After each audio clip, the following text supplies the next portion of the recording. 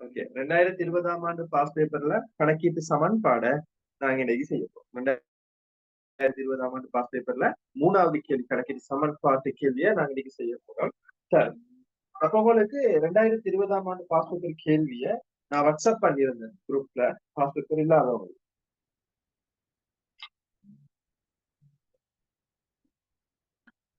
அந்த அடிப்படையில 2020 உங்களுக்கான கேள்வி என்னன்னு சொன்னா, நீங்க வாட்ஸ்அப் அந்த கேள்வியை கட்டாயம் பார்க்கணும். ஏதோ ஒரு அமைப்புல நீங்க அந்த கேள்வியை பார்க்கறதுக்கு ஒரு ஏற்பாடு செய்யுங்க. உங்களோட வீட்டுல ஒரு டிவைஸ் இருந்து அதை பத்தி சரி வச்சுக்கோங்க. சரி, கேள்வியை கட்டாயம் கையில வச்சு பார்த்து கொள்ளுங்க. செஞ்சிருப்பீங்க நம்புறேன். கேள்வி 2 பேர் எனக்கு ஆன்சர் அனுப்பி இருந்தாங்க. நாதன் ஒட்டோகே ஆனது தனியுடைமை நிறுவனம் என்றான்.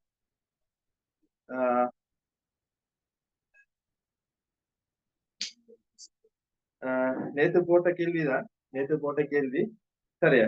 அப்ப நேத்து போட்ட கேள்விய நேற்று செஞ்சிருக்கலாம். சரி, பரவாயில்ல. நாதன் ஒட்டோகே ஆனது தன்னுடைமை நிறுவனம் ஒன்றும் இவ்வணிகமானது தனியார் மற்றும் நிறுவன நடவடிக்கைகளுக்காக வாகன பராமரிப்பு சேவைகளை வழங்குகிறது. இவ்வணிகத்தின் 1/1/2020 ஆரம்ப மீதிகள் தரப்பட்டது. நான் நேற்றும் சொன்னேன் ஆரம்ப மீதிகள் என்னன்னு சொன்னேன்.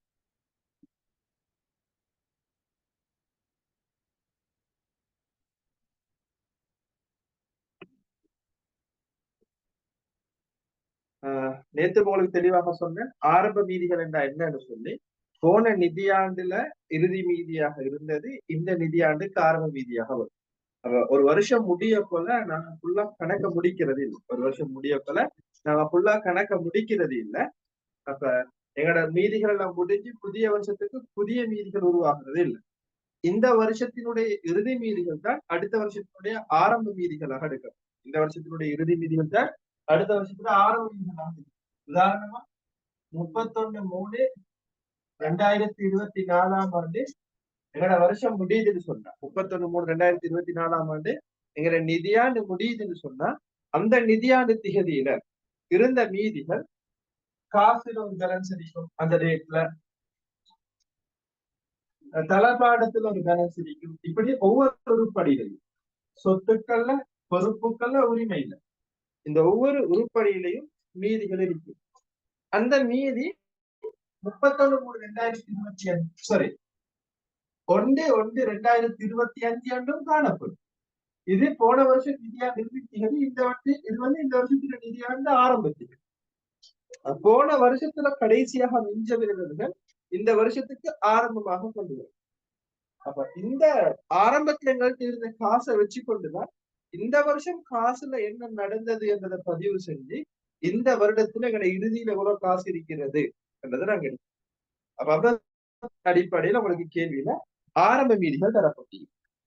அதுக்கு பின்னால கிட்டத்தட்ட ஒரு 15 கொடுக்கல் வாங்கல் தரப்பட்டு அந்த 15 கொடுக்கல் வாங்கல்களையும் உங்களுக்கு பதிவு செய்ய சொல்லியிருக்கிறேன். கணக்கீட்டு சமன்பாட்டை பயன்படுத்தி 1/1/2020 உள்ளவாறான மீதிகளை பதிவு செய்வதுடன் ஆரம்ப மீதிகளை பதிவு செய்வதுடன் 1 தொடக்கம் 15 வரையான கொடுக்கல் வாங்கல்களின் தாக்கத்தை பெறுமதிகளுடன் காட்டுக. ஒவ்வொரு பெறுமதியும் அதிகரிக்குமாயின் பிளஸ் எனவும் குறைவடையுமாயின் மைனஸ் எனவும் அந்தந்த பெறுமதிகளுக்கு எதிரே குறிப்பிடவும். இவ்வினாவுக்கு விடையளிப்பதற்கு கீழே கொடுக்கப்பட்டுள்ள மாதிரியை பயன்படுத்தும். உங்களுக்கு கட்டாயம் ஒரு மாதிரி தரப்படும். அந்த மாதிரியை பயன்படுத்தி நீங்க என்ன செய்யணும், வினாக்களுக்கு விடையிடும். அப்ப அந்த மாதிரி ஒன்று உங்களுக்கு தரப்பட்டது. வருமான கூற்று கேட்டீங்க. சரி, அப்ப உங்களுக்கு ஜூம்ல செய்யறதுனால பெரிய போர்ட் போட்டு போக்கஸ் பண்ண வழி இல்லை. சோ உங்களுக்கு இருக்கிற போர்ட்ல நான் ஃபர்ஸ்ட்டுக்கு என்ன செய்யறேன்னா ஃபார்மேட்டை அரைப்பகுதிக்கு அடிக்கிறேன். பாருங்க, நான் ஃபார்மேட்டை அடிக்கிறேன்.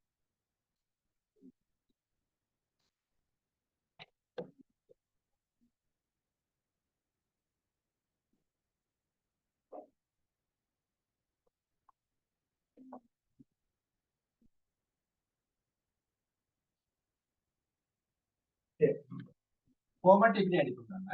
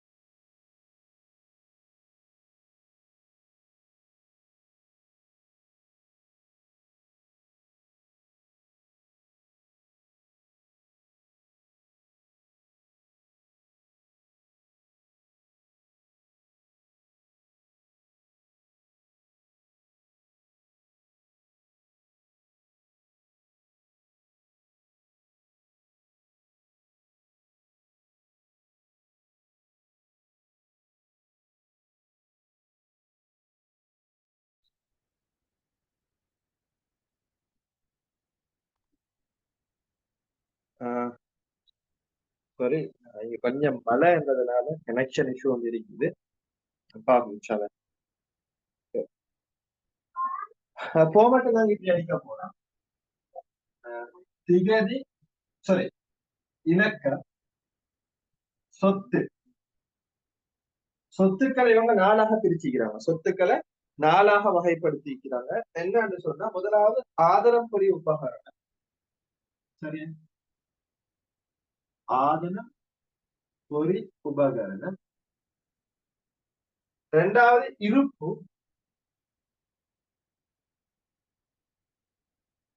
மூணாவது வியாபார வருமதி.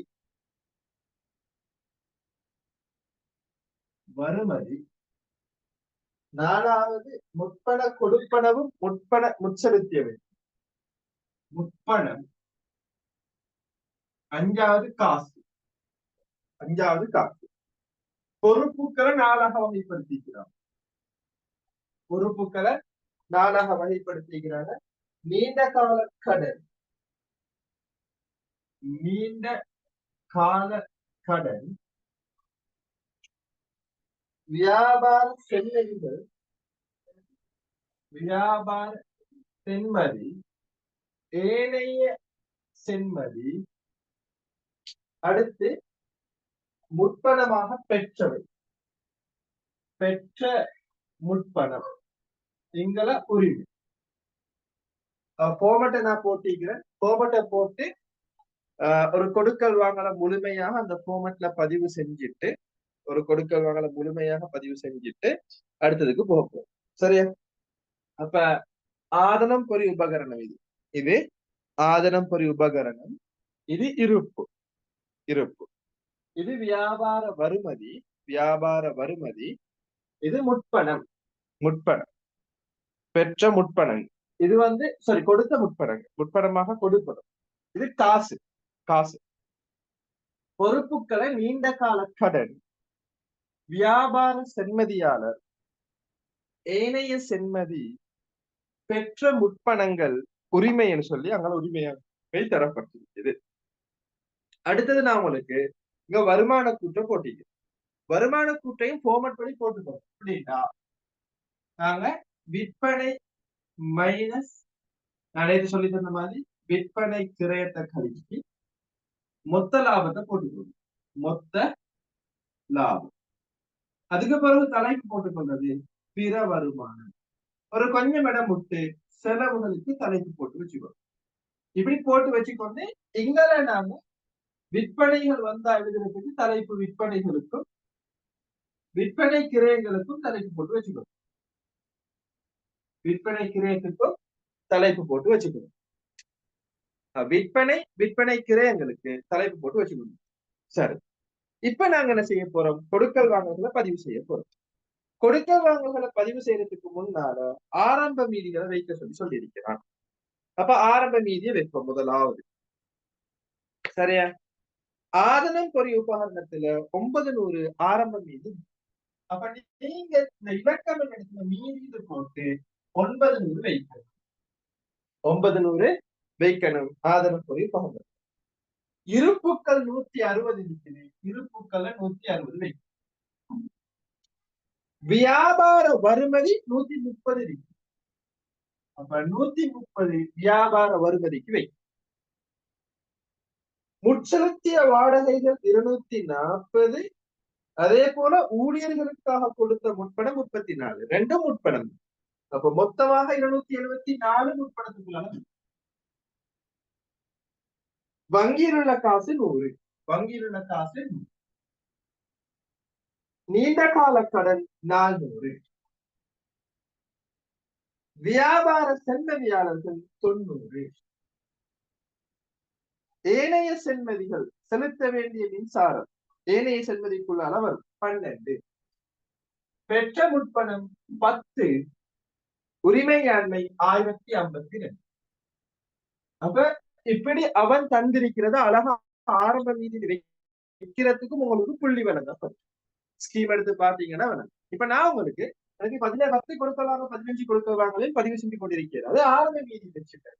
நான் இந்த பொக்ஸுக்குள்ளார ஒவ்வொரு கொடுக்கல் வாங்கலாக பதிவு செஞ்சுட்டு உங்களுக்கு அழிச்சு காட்ட போறோம். 1வது 2வது 3வது 4வது 5வது வருமான கூற்றுக்கு கொடுக்கல் வாங்கல் வருமாக இருந்தா அதே டைமுக்கு வருமான கூற்றுக்கு கொண்டு நல்லா ஞாபகம் வச்சுக்கணுங்க பிள்ளைகள். நீங்க கணக்கீடு சமன்பாடு செய்யக்கூடிய அதே டைம்ல தான் வருமான கூற்றையும் செய்யணும். ரெண்டையும் வேற வேற டைம்ல செய்ய போனீங்கன்னு சொன்னால் கொடுக்கல் வாங்கல் 15 முதலாவது நீங்க கணக்கீட்டு சமன்பாட்டுல பதிவு செய்யறதுக்காக வாசிக்கும். அதுக்கு பிறகு மறுபடியும் அந்த 15 கொடுக்கல் வாங்கலையும் வருமான கூற்றுல பதிவு செய்யறதுக்காக வாசிக்கும். ஆகவே கொடுக்கல் வாங்கல் ஒன்றை நீங்க 2 தடவை வாசிக்க வேண்டிய தேவை வரும். அப்படி 2 தடவை நீங்க கொடுக்கல் வாங்கல வாசிக்கும் பொழுது கூடுதலான டைம் ஸ்பெண்ட் ஆகும். அப்ப 20 நிமிஷம் என்றது உங்களுக்கு போதாம போகும் கணக்கீட்டு சமன்பாடு முழுமையான கேள்வியை செய்யறதுக்காக. அதனால நான் உங்கள்ட்ட சொல்றேன், நீங்க என்ன செய்யணும்னு சொன்னா முழுமையான கணக்கீடு சமன்பாடு கேள்வி செய்யணும்டா வருமான கூற்று கேட்டு இருந்தானுண்டா உங்களுக்கு முழு பக்கத்துக்கும் இந்த கோமட்டை போட்டுக்கணும். ஒரு பக்கம் ஃபுல்லா சரியா 15 கொடுத்ததாங்க வருமான கூற்றுக்கு அடுத்த பக்கத்துல கோமட்டை போட்டு விற்பனை கிரியங்களை பிரிச்சு வருமான கூற்றுல வரக்கூடிய உருப்படிகளை தனியா எழுதிச்சுக்கணும். அப்ப உங்களுக்கு இலகுவாக வருமான கூற்று செய்யணும். சரி, அப்ப நாங்க கேள்விக்கு மூவ் ஆகுவோம். வணிகத்தின் அனைத்து காசு கொடுக்கல் வாங்கல்களும் வங்கி நடைமுறை கணக்கு. இந்த நீங்க பேங்க்ல 3 விதமான அக்கௌண்ட் திறக்கிறது சரி, அதுல பிசினஸ் ஸ்டடீஸ்ல படிப்பீங்க. கரண்ட் அக்கௌண்ட், செக் டீலிங் பண்ற அக்கௌண்ட். அப்ப அந்த அக்கௌண்ட் நீங்க திறந்து வச்சிருக்கிறீங்க. அந்த அக்கௌண்டின் ஊடாகத்தான் எல்லா கொடுக்கல் வாங்கல்களும் காசு சம்பந்தமான கொடுக்கல் வாங்கல்கள் உங்களோட நடக்குது சொல்றேன். பின்வரும் கொடுக்கல் வாங்கல்கள் 2020 ஜனவரி மாதத்தில் வணிகத்தில் மேற்கொள்ளப்பட்டன. ஜனவரி மாதத்தினுடைய கொடுக்கல் வாங்கல் பார்ப்போம். முதலாவது எப்படி நாம பதிவு செய்வது. வாகனம் கழுவும் பொறியொன்று 3,60,000 கடனுக்கு கொள்வனவு செய்யப்பட்டது. இத்தொகை 1/1/2022 ஆரம்பித்து 3 வருடத்தினுள் செலுத்துதல் வேண்டும். அப்ப 3,60,000 கடனுக்கு பொறி ஒன்று நீங்க வாங்கிக்கிறீங்க. என்ன செஞ்சுக்கிறீங்க? கடனுக்கு ஒரு பொறிய கொள்வனவு செஞ்சீங்க. அப்ப பொறியினுடைய கொள்வனவு நடந்ததுனால பொறி என்றது ஒரு நடைமுறை அல்லா சொத்து. நடைமுறை அல்லா சொத்துக்கு நான் இங்க பாவிக்கிற பெயர் ஆதனம் பொறி உபகரணம். அப்ப நீங்க என்ன செய்யறது? இலக்கம் 1 போட்டு பொறியொன்று நிறுவனத்துக்குள்ள எடுத்துக்கொண்டு வந்தேன்னு சொன்னா ஆதனம் பொறி உபகரணத்தினுடைய அளவுகள்ல அதிகரிப்பு உண்டாகும். ஆகவே கட்டாயம் பிளஸ் போட்டு 360. இது கடனுக்கு எடுத்துக்கொண்டு வந்தது என்பதனால் எப்படி உங்களுடைய நிறுவனத்துல பொறியிட அதிகரிப்பு ஏற்படுதோ அதே போல நீங்க வெளித்தரப்பினருக்கு கொடுக்க வேண்டிய கடனும் அதிகரிக்கும். வெளித்தரப்பினருக்கு கொடுக்க வேண்டிய கடனும் அதிகரிக்கும். அப்ப வெளித்தரப்பினருக்கு கொடுக்க வேண்டிய கடன் பொறுப்பு இது 3 வருஷம் டைம் சொல்லியிருக்கிறார். ஆகவே அது நீண்ட கால கடன் அதிகரிப்போடு உண்டு. அதுக்கு பிறகு இப்படி பதிவு செஞ்சதுக்கு பிறகு நீங்க பார்க்கணும் இத வருமான கூற்றுக்கு கொண்டு போறதா இல்லையா. வருமான கூற்றுக்கு கொண்டு போகணும். வருமானங்களும் செலவுகளும் மட்டும் நல்லா ஞாபகம் வச்சு, வருமானங்களும் செலவுகளும் மட்டும்தான் வருமான கூற்றுக்கு கொண்டு போகப்படும். வருமானங்களையும் செலவுகளையும் கணக்கீட்டு சமன்பாட்டுல எதுல பதிவு செய்யணும்னா உரிமையாண்மை நிரல்ல. உரிமையாண்மை நிரல்ல வார பதிவுகள் மட்டும்தான் வருமான கூற்றுக்கு வரும். உரிமையாண்மை நிரல்ல பதிவொன்று வர இல்லைன்னா வருமான கூற்றுக்கு வராது. அதுலயும் உரிமையாண்மையில வரக்கூடிய மேலதிக மூலதன பற்றுக்கள் வருமான கூற்றுக்கு வராது. அப்ப இதுல உரிமையாண்மையில நாங்க பதிவு செய்ய இல்லை. அதனால இது நீங்க என்ன செய்யறாது வருமான கூற்றுக்கு கொண்டு வரையணும். செலவங்க கொள்வனவு ஒன்று செஞ்சாலும் செலவுன்னு சொல்லி கட்ட நீங்க கொது போட்ட வருமானத்துக்கு அதெல்லாம் பிற. உரிமையாண்மை நிரல்ல தாக்கம் செலுத்துமாக இருந்தால் கொடுக்கல் வாங்க அப்ப மட்டும் தான் வருமான கூற்றுக்கு நீங்க அந்த கொடுக்கல் வாங்கல தாக்கம் செய்யும். அதுலயும் உரிமையாண்மை நிரல்ல தாக்கம் செய்யற மூலதனம் பற்று இந்த 2 கொடுக்கல் வாங்கலும் நீங்க வருமான கூற்றுக்கு கொண்டு போய் இல்ல. சரியா? முதலாவது கொடுக்கல் வாங்கல பதிவு செஞ்சாச்சு. முதலாவது கொடுக்கல் வாங்கல பாருங்க. முதலாவது கொடுக்கல் வாங்க. இப்ப நான் இங்க முதலுக்கு ரெண்டாவது மூணாவதுன்னு பதிவு செஞ்சுக்கொண்டு போறோம். சரியா? ஓகே. முதலாவது கிளியரானு பாருங்க. முதலாவது கொடுக்கல் வாங்க.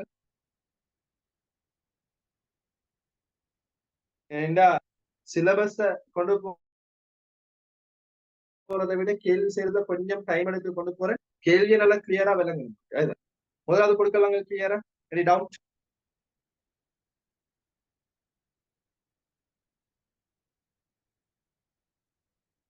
ஓகே. டவுட் இருந்தா அப்ப அந்தந்த கொடுக்கல் வாங்க ஒவ்வொரு கொடுக்கல் வாங்கலுக்கும் ஒவ்வொரு டைம் டவுட் இருக்குதான்னு கேட்க இயலாது. சோ டவுட் இருந்தா அந்தந்த கொடுக்கல் வாங்கல் முடிய கொள்ளவே நீங்க என்ன செய்யுங்க, சரி மறுபடியும் கொஞ்சம் சொல்லுங்க, மறுபடியும் இதை கொஞ்சம் விளங்கப்படுத்துங்கன்னு சொல்லி எனக்கு உங்களோட செட்ல இல்லாட்டி நீங்க அன்மியூட் பண்ணி பேசினீங்கனாலும் ஓகே.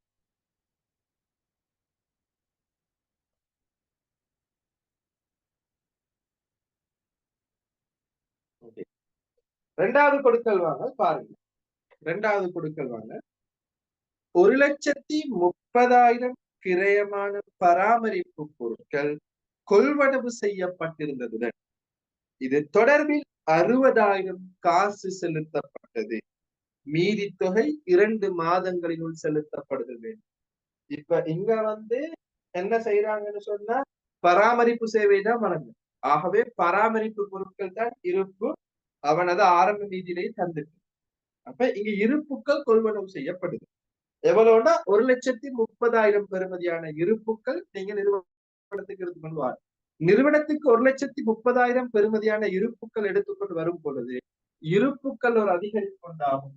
ஆகவே நீங்க இருப்புக்கள்ல 130ல அதிகரிப்பு ஏற்படுத்து. இருப்புக்கள் நிறுவனத்துக்குள்ள வருது. அப்ப நிறுவனத்துக்குள்ள இருப்புக்கள் வருதுன்னு சொன்னா இருப்புக்கள்ல ஒரு அதிகரிப்பு உண்டாகும். அப்ப அந்த அதிகரிப்பு நீங்க இருப்புல அதிகரிப்பு செய்ய. இதற்காக நீங்க என்ன செஞ்சிருக்கிறீங்கன்னு சொன்னா 60,000 ரூபாய் காசு கொடுத்தீங்க. அப்ப 1,30,000 இருப்பு வந்திருக்குது. 60,000 உங்களோட காசு பெட்டியில இருந்து கெஷியர்ல இருந்து காசு வெளியே போயிட்டு இருக்குது. ஆகவே உங்களோட காசுல 60,000 குறை கொண்டு உருவாகும். 60,000 குறை கொண்டு உருவாகும்.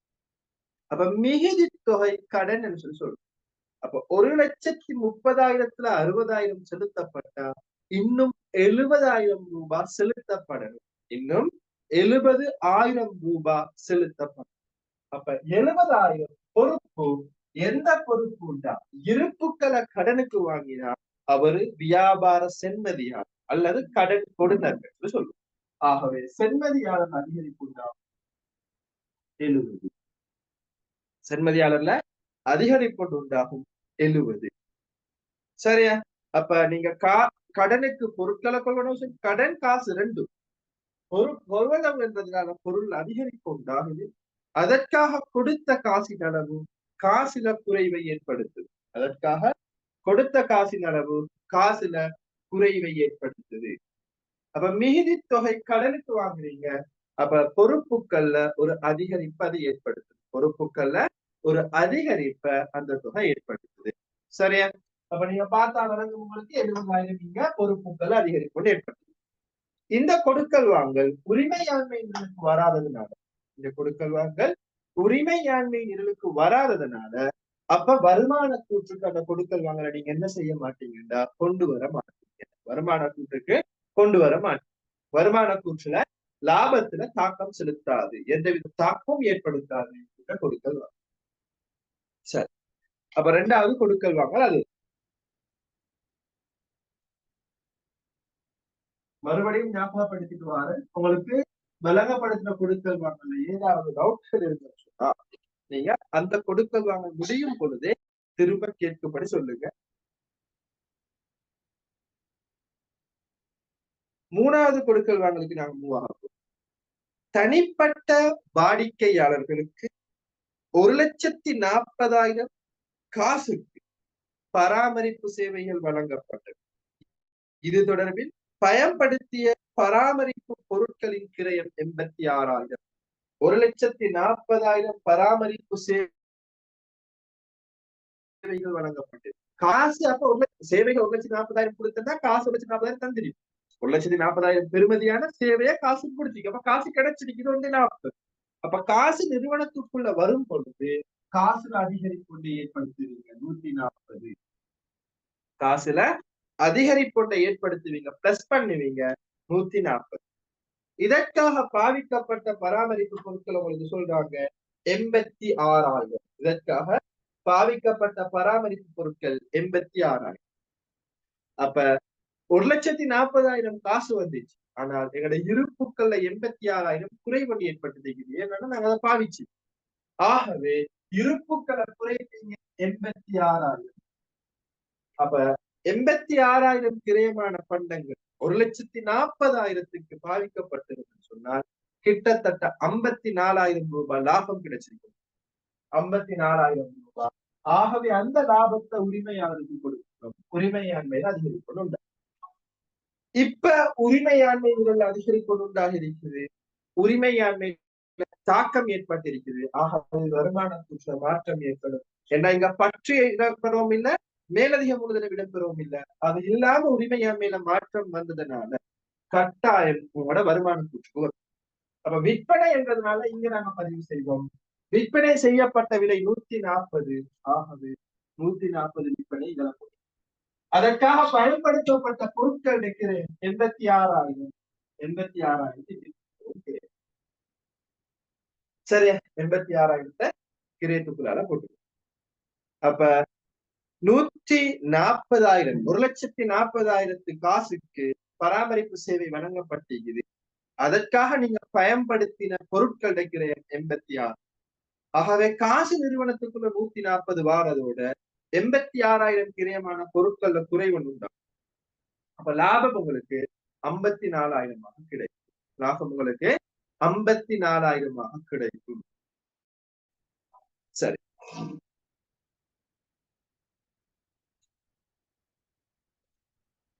இது உரிமையாண்மை தாக்கம் செலுத்துறதுனால வருமான கூற்றுல கட்டாயம் நாம பதிவு செய்யும்.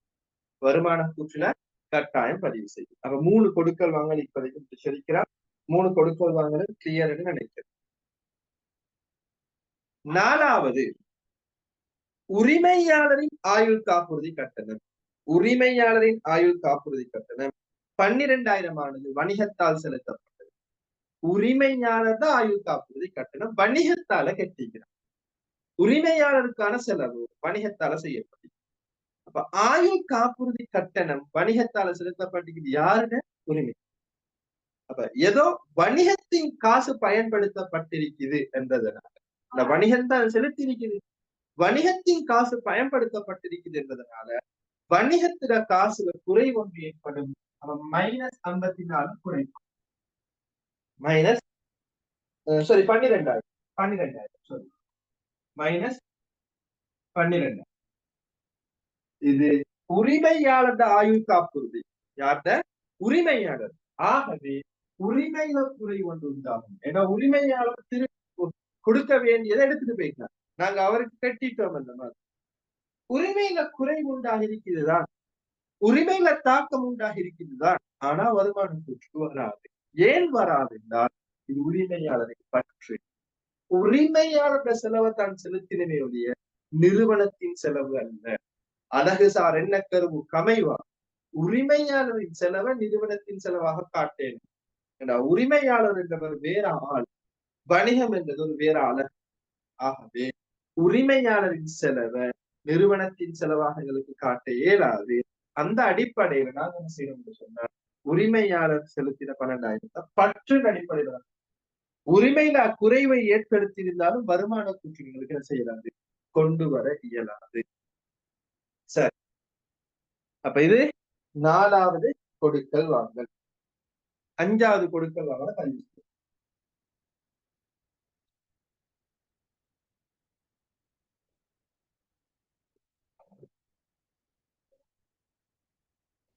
5வது கொடுக்கல் வாங்கல் 5,000 கழிவு அனுமதிக்கப்பட்ட பின்னர் கடன் படுனர் ஒருவரிடமிருந்து 45,000க்கான காசோலை ஒன்று கிடைக்கப்பட்டது. 5,000 நாங்க வானான்னு சொன்ன பிறகு 45,000 செக் தந்திருக்கிறோம். அப்ப 45,000க்கு செக் கிடைச்சிருக்குது. அப்ப 45,000 காசுலதான் அதிகரிக்கும். காசோலை கிடைத்தாலும் காசுலதான் நாங்க அதிகரிக்கும். 45,000 காசுல ஒரு அதிகரிப்பு உண்டாகும். 45,000 ரூபாய் எதுல உண்டாகும்னா காசு. ஆனா 5,000 வானம் நாங்க சொல்றோம். அப்ப டோட்டலா 50,000 பெறுமதியான கடன். 45,000 காசு தந்திருக்கிறார், 5,000 வானாடிக்கும். அப்ப டோட்டல் 50. அப்ப கடன் படின பேரை 45 செக் எடுத்து போட்டுட்டு 50,000 பேரை வெட்டி விட்டோம் கோப்பியில். அப்ப கடன் படினர்ல குறைவொன்று உண்டாகும் 50. கடன் படினர்ல குறைவொன்று உண்டாகும் 50,000. அப்ப 45,000 தான் காசு தந்தார், 50,000 வெட்டி 5,000 கழிவு டிஸ்கவுண்ட் கொடுத்திருக்கிறோம். இப்ப நாங்க கொடுக்கிற கழிவு எங்களுக்கான ஒரு செலவு. ஆகவே உரிமையில 5,000 குறையும். அப்ப உரிமையில குறைவை ஏற்படுத்தும் 5,000. அப்ப 45,000 பெறுமதியான காசோலை கிடைத்ததுனால காசுல அதிகரிப்பு உண்டாகும். அப்ப 5,000 கழிவு என்றதுனால வருமதியாளர் மொத்தமாக 50,000 குறைவு.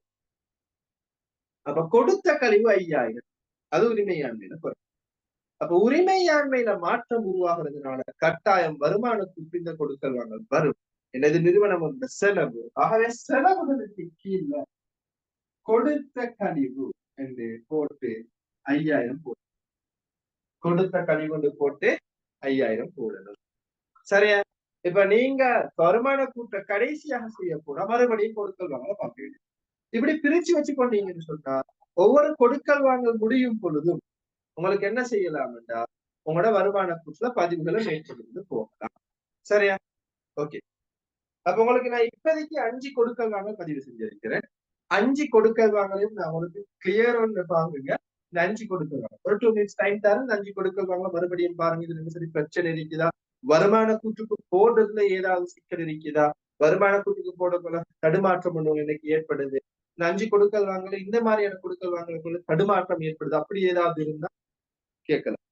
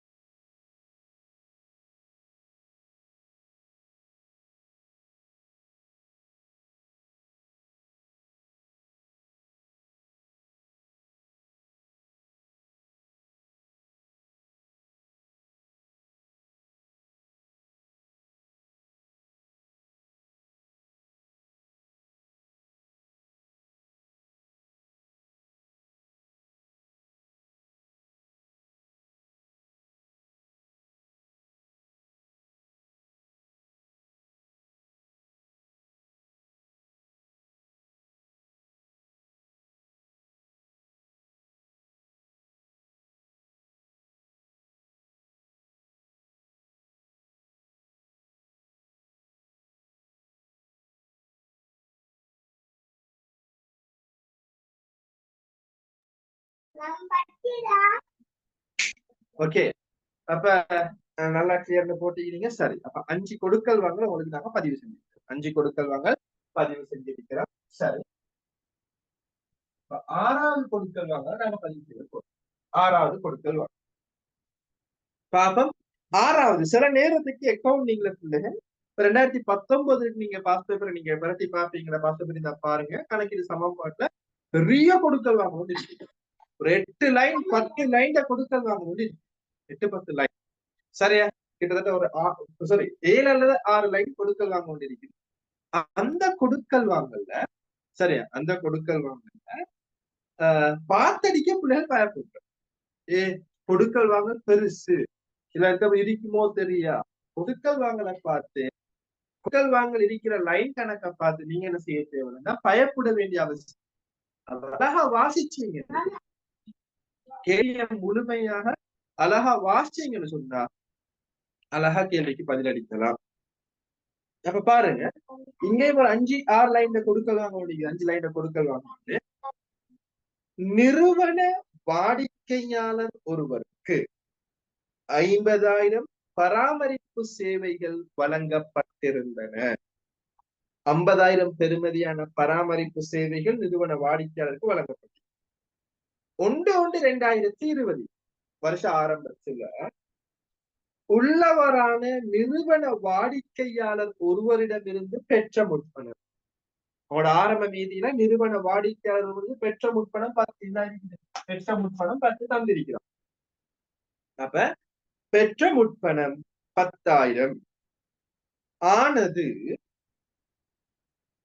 இக்கொடுக்கல் வாங்கலுடன் தொடர்புடையதாக இருப்பதுடன் மீதி தொகை 40,000 ஆனது சேவை வழங்கப்பட்ட பின்னர் பெற்றுக் கொள்ளப்பட்டது. இந்த சேவைக்காக 30,000 கிரயமான பராமரிப்பு பொருட்கள் பயன்படுத்தப்பட்டது. அப்ப சேவையினுடைய மொத்த பெறுமதி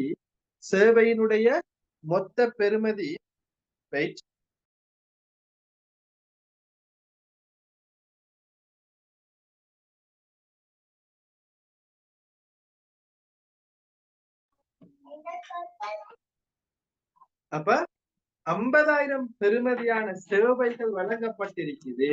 50,000 பெறுமதியான சேவைகளுக்கு 10,000 ஏற்கனவே அட்வான்ஸ் தந்திருக்கிறோம். 10,000 ரூபாய் ஏற்கனவே முற்பணமாக எங்களுக்கு கிடைச்சிருக்கு. அதை நாங்க பொறுப்பாக காட்டிருக்கோம். அது எங்களுக்கு கிடைச்ச ஒரு பொறுப்பு முற்பணம். இப்ப அந்த முற்பணத்துக்கான சேவை கொடுக்கப்பட்ட பிறகு எங்கட பொறுப்பு இல்லாம போயிட்டு நாங்க எடுத்து வச்சோம் 10,000. அவர் அட்வான்ஸ் தந்திருக்கிறார். சில நேரத்துல பொருள் கொடுக்கையில கூட சந்தையை திருப்பி கொடுக்கும். ஆகவே அது வேற கடன் மாதிரி எடுத்து. இப்ப அதுக்கான அந்த சேவையை கொடுத்த பிறகு அந்த கடன் இல்லாம போயிடும். ஆகவே பெற்ற முற்பணத்துல -10,000 பொறுப்பு இல்லாம போகும். அந்த 10,000 எடுத்துக்கொண்டாச்சு. மீதி 40,000 ரூபாய் காசு இப்ப எங்களுக்கு கிடைச்சிருக்குது. சேவை வழங்கும் பொழுது 40,000 காசு தார் என்று சொன்னார். ஆகவே காசுல 40,000 கூட்டுவீங்க.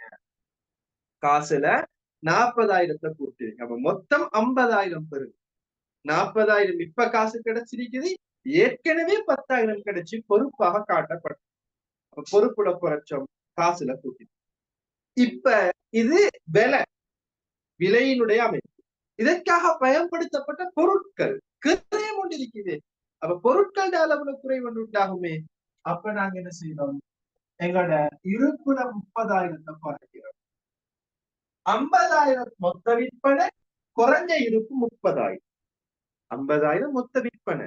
அதற்காக பயன்படுத்தப்பட்ட இருப்புகள் 30,000 என்றா லாபம் 20,000. அத உரிமையாளருக்கு கொடுக்கணும். அப்ப உரிமையாளர் பதிவு செய்யும். அப்ப மறுபடியும் சொல்றேன், பெற்ற முற்பணம் ஏற்கனவே கிடைச்சிருந்துச்சு, அதை இல்லாம மீதி தொகை 40,000 காசு கிடைச்சிருக்கு, கொண்டு வந்து ராசியில போட்டோம். இதுக்காக நாங்க இப்ப 30,000 இருப்புகள் கொடுத்திருக்கிறோம். இருப்பை கொடுத்துட்டோம். ஆகவே லாபம் 20,000 பதிவு செய்யும். ஆகவே நாங்க செஞ்ச விற்பனையுடைய பெறுமதி 50. அதே போல எங்களோட இருப்புக்கள் 30, லாபம் 20 வந்தது.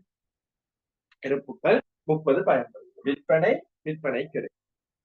இந்த அடிப்படையில பயன்படுத்து. ஏன்னா உரிமையாண்மைகள்ல வாரதுனால கட்டாயம் வருமான கூட்டுக்கு இந்த கொடுக்கல் வரும். சரியா? அப்ப 6வது கொடுக்கல் வாங்க கொஞ்சம் பெரிய கொடுக்கல் வாங்க 4 பதிவுகள் வருது. சில நேரங்கள்ல இதுகளும் குழப்பங்கள் வருது. நல்லா ஞாபகம் வச்சுக்கோங்க. அக்கவுண்டிங்ல கணக்கீட்டு சமன்பாடுல கொடுக்கல் வாங்கல பாடமாக்கி பதிவு செய்யறது இல்லை. என்ன நடக்குது பிராக்டிக்கலா யோசிச்சு அந்த பிராக்டிக்கலா நீங்க ரெக்கார்ட் பண்ணுங்க. எந்த பெரிய கொடுக்கல் வாங்கலையும் ரெக்கார்ட் பண்ணிடணும். பிராக்டிக்கலா யோசிங்க. என்ன நடக்குது, என்ன செய்யறாரு, எதை எப்படி பதிவு செய்யறாரு தான் நீங்க நடக்குது. வேற ஒரு பெரிய இங்க அந்த ஷோ காட்டுற அளவுக்கு ஒன்றும் இதுல நடக்கிறது இல்ல. சரியா? பிராக்டிக்கல் சிச்சுவேஷன் என்ன என்றதை பார்த்து அதை ரெக்கார்ட் பண்ணீங்க.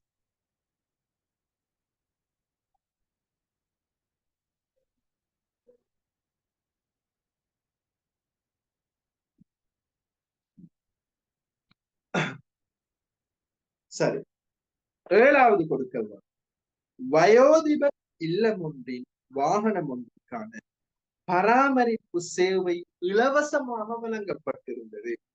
இது தொடர்பில் 6,000 கிரயமான பொருட்கள் பயன்படுத்தப்பட்டது.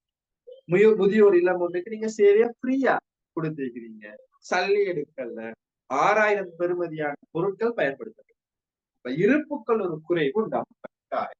இருப்புக்கள்ல ஒரு குறைவு உண்டாகும். சல்லி எடுக்க இல்லையோ, காசு கிடைத்தோ இல்லையோ, கிடைத்ததா இல்லையான்றது என்பதில் எந்த பிரச்சனையும் இல்ல. பொருட்கள் பயன்படுத்தப்பட்ட பொருட்கள்ல குறைவு உண்டாகுமே. ஆகவே இருப்புல குறைச்சு. இதுல காசு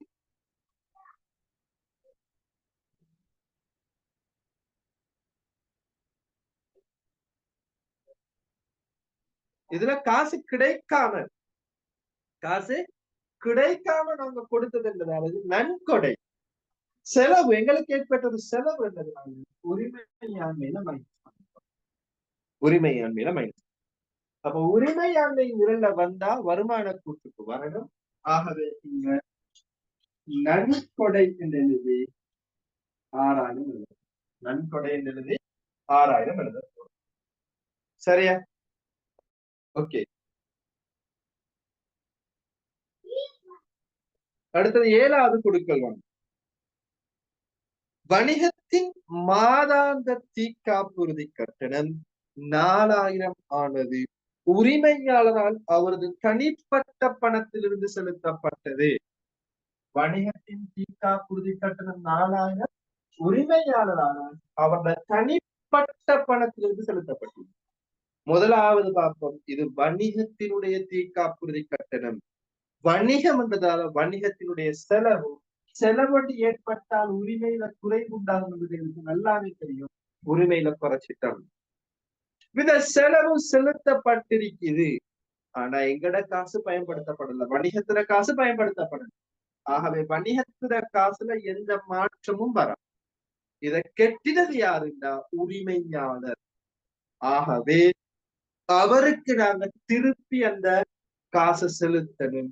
ஆகவே உரிமையாண்மையிலேயே 4 அதிகரித்திருந்தார். அப்ப இது செலவு என்றதுனால வருமான கூற்றுக்கு வரும். இது உரிமையாளர் போட்டது என்றதுனால வருமான கூற்றுக்கு வராது. அப்ப பிளஸ் ஆனா வருமானங்கள் அல்ல, இது இந்த மூலதனம் வருமானம் அல்ல. ஆகவே இந்த 4 வராது. ஆனா இந்த -4 கட்டாயம் வரும். ஏன்னா இது செலவு. அப்ப இது காப்புறுதியில் போட்டு வருமான கூற்றுக்கு, காப்புறுதியில் போட்டு வருமான கூற்றுக்கு 4000 கொண்டு, காப்புறுதியில போட்டு வருமான கூற்றுக்கு 4000 ரூபாவை கொண்டு போகணும். சரியா? ஓகே. 9வது கொடுக்கல் வாங்கல். 4 லட்சம் நீண்ட கால கடனுக்கான கடன் தவணை கட்டணம் 67,000 ஆனது செலுத்தப்பட்டது. இது 17,000 வட்டியை உள்ளடக்கியுள்ளது. நீண்ட கால கடனுக்கான தவணை கட்டணம் 67,000 செலுத்தி, நீண்ட கால கடனுக்கான தவணை கட்டணம் 67,000 செலுத்தினா உங்களோட காசுல ஒரு குறை உண்டாக போகுது 67,000. ஆகவே காசுல குறைப்பீங்க 67, காசுல குறைப்பீங்க 67. இதுல 17,000 வட்டி என்பது. ஆகவே அது உங்களோட செலவாகும். 17,000 உங்களோட செலவுனா உரிமையில குறை. 67,000 ரூபாவுல 17,000 வட்டிக்காக போயிட்டு பேலன்ஸ் 50,000. அதுதான் கடன்ல குறை. மொத்தமாக செலுத்துற கடன் தவணை கட்டணம் முழுமையாக கடன்ல குறைவு உண்டு பண்ணார். ஏன்னா நாங்க கடனை கட்டும் பொழுது வட்டியும் சேர்த்து தாங்க. ஆகவே 67,000 செலுத்துற காசுல 17,000 வட்டி, 17,000 தன்னோட செலவுல குறைஞ்சாலும் மீதி 50,000 தான் நீண்ட கால குறைவு ஏற்படுத்தும். ஆகவே இந்த வட்டி 17,000 உங்களோட செலவு என்றால நீங்க நிறுவன செலவுகளுக்கு கீழே வட்டிட்டு போட்டு 17,000 அதான் சொல்லப்படுது. அதான் புரியுதா?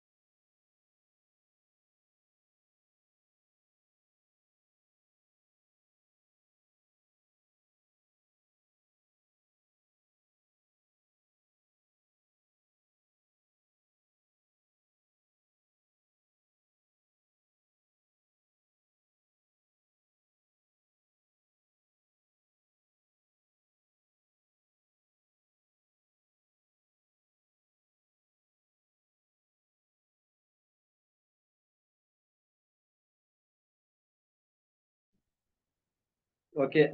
அதான் முடிஞ்சிட்டு அதான் முடிஞ்சிட்டு சரி.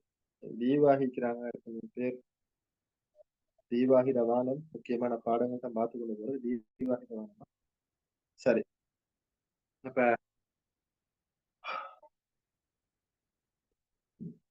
நாங்க வங்கி கடன் தவணை கட்டணம் செலுத்தி வட்டியோட திருப்பி செலுத்தி கட்டினதை பயன்படுத்தி வட்டி செலவை நாங்க வருமானத்தையும் காட்டியாச்சு.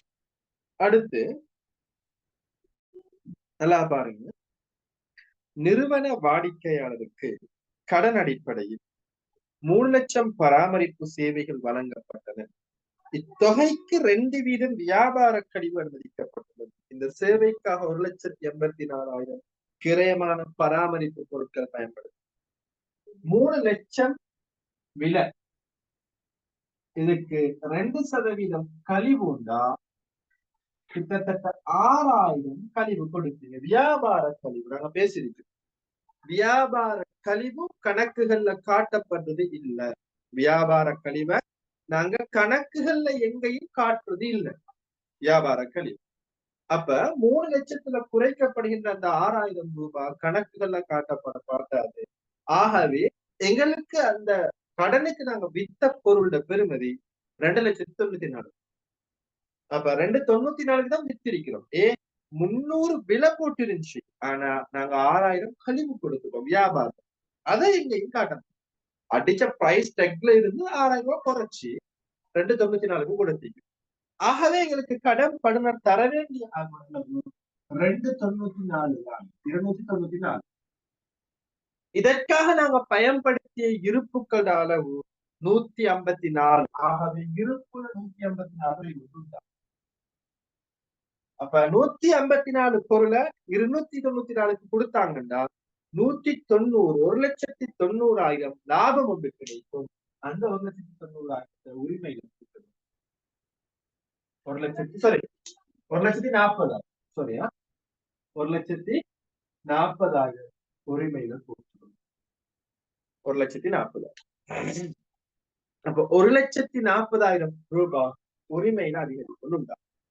அப்ப உரிமையாண்மையில் அதிகரிப்பு உண்டாகிருக்குதுன்னா கட்டாயம் வருமான கூட்டி விற்பனை என்றதுனால 294 விற்பனையில விற்பனை கிரயத்துல 154 பயன்படுத்தப்பட்ட போடப்படும். 154 290. 6,000 எங்கேயும் காட்டுறது இல்லை. 6,000 எங்கேயும் காட்டுறது இல்லை. சரி. அடுத்து ஊழியர்களின் மாதாந்த சம்பளம் 84,000 ஆகும். 1/1/2020 உள்ளவரான சம்பளங்கள் சம்பள முற்பணங்களை கழித்த பின்னர் மீதி தொகை செலுத்தப்பட்டது. சரி, நல்ல ஒரு கொடுக்கல். மொத்தமாக ஊழியருக்கு மாசம் கொடுக்க வேண்டிய சம்பளம் மொத்தமாக ஊழியருக்காக மாசம் கொடுக்க வேண்டிய சம்பளம் 84,000. 84,000 சரியா? அப்ப அதுல 34,000 ஏற்கனவே முப்பணமாக இந்த முப்பணத்துக்குள்ள ஊழியர்களுக்காக கொடுக்கப்பட்ட முப்பணம் வந்து 34,000 ரூபாய் ஊழியருக்காக செலுத்தி முற்பணம். சரியா? உங்களோட கொடுக்கல் வாங்கல்ல உங்களுக்கு விளங்குதுன்னு நினைக்கிறேன். ஊழியர்களுக்கு முற்பணமாக செலுத்திய சம்பளம் 34,000. ஓகே. 10வது கொடுக்கல் வாங்கல திரும்ப சொல்லிடுமா? சொல்ல 10வது கொடுக்கல் வாங்க திரும்ப சொல்லிடுமா? சரி, அது மாதிரி கேளுங்களா? சரி. அப்ப நிறுவன வாடிக்கையாளர்களுக்கு 3 லட்சம் பெறுமதியான விற்பனை பொருட்கள் விற்பனை செய்யப்பட்டது கடன் அடி. ஆனா 3 லட்சம் விற்பனை அல்ல செய்யப்பட்டது. 3 லட்சத்துக்கு பெற போட்டது. ஆனா அது சொல்ற 2% வியாபார கழிவு. 3 லட்சத்துக்கு நீங்க 2% பார்ப்பீங்க. வியாபார கழிவு எவ்வளவு? 3 லட்சத்துக்கு 2% பாத்தீங்கன்னா 6,000 ரூபாய் வியாபார கழிவு. 6,000. 3 லட்சம் பிரைஸ் டேக்ல போடப்பட்ட பிரைஸ். அதுல 6,000 குறைச்சி நீங்க கொடுக்கிற விலை 2,94,000. 2,94,000. அதுதான் நீங்க விற்கிற விலை. 2,94,000க்கு நீங்க பொருளை விற்பனை செய்ய போறீங்க. அப்ப கடன் அடிப்படையில விற்கிறது என்பதனால 294 வருமதியில கூடு 294 வருமதியில் அதிகரிக்கொண்டுண்டா. இதற்காக நீங்க பயன்படுத்திய பொருட்கள் 154. ஆகவே பொருட்கள்ல குறைவுண்டாக 154 மைனஸ் 154.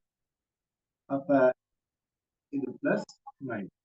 அப்ப 294 கூடி இருக்குது, 154 மைனஸ். 1,84,000 பெறுமதியான பொருளை 2,94,000 கொடுத்தனால 1,40,000 லாபம். 1,40,000 லாபம். அதுதான் நீங்க விற்பனை என்றதுனால 294 போட்டுட்டு விற்பனைக்கு 154 போட்டு. வியாபார கழிவு அது எங்கேயுமே வராது, வருமான கூட்டுக்கும் வராது, ஒன்றுக்குமே வராது. சரியா? ஏன்னா பிரைஸ் டேக்ல அடிச்ச பிரைஸ் வந்து குறைச்சு கொடுக்கும். அது எங்கேயும் நாங்க பதிவுகளாக மேற்கொள்ள மாட்டோம். அதை தெளிவாக வரும். அப்ப இதை நாங்க இங்க பதிவு செஞ்சிருக்கிறோம். கிளியரான பாருங்க. ஓகேயா? 10வது கொடுக்கல் வாங்க.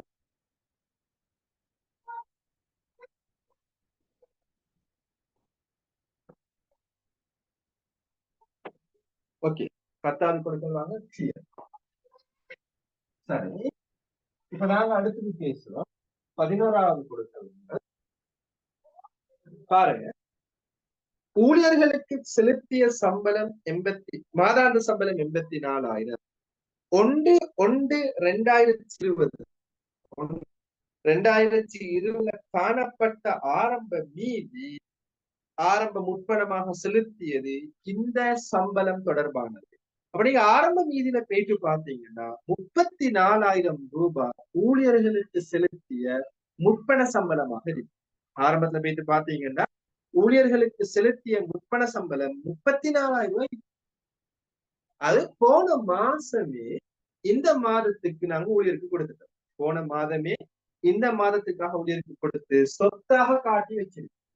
இப்ப ஊழியர்கிட்ட இந்த உழைப்பை வாங்கின பிறகு அவருக்காக கொடுத்து காட்டி 34,000 முற்பணம் குறைஞ்சு.